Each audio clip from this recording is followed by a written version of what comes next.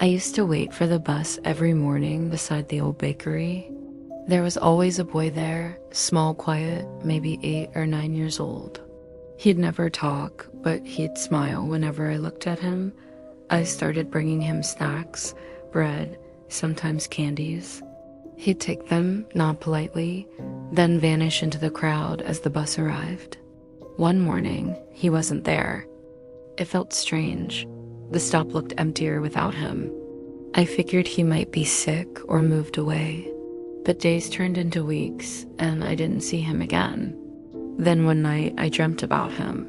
He was standing under the flickering streetlight by the bakery, holding the same bread I gave him weeks ago. The light kept blinking, and every time it did, his face looked paler, wetter, colder. "Why aren't you at the bus stop anymore?"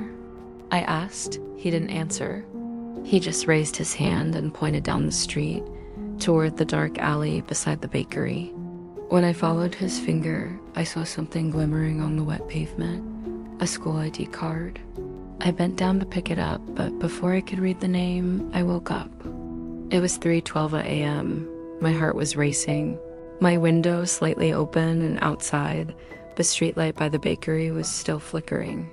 I told myself it was just a dream, but the next morning, curiosity got the better of me. I went to the bakery before sunrise.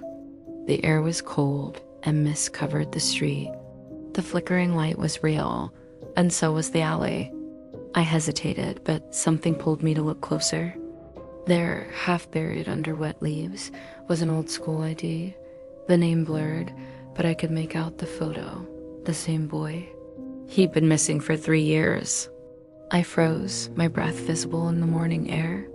Then, from the reflection in a puddle, I saw someone standing behind me, small, smiling, holding a piece of bread. I turned around, but no one was there.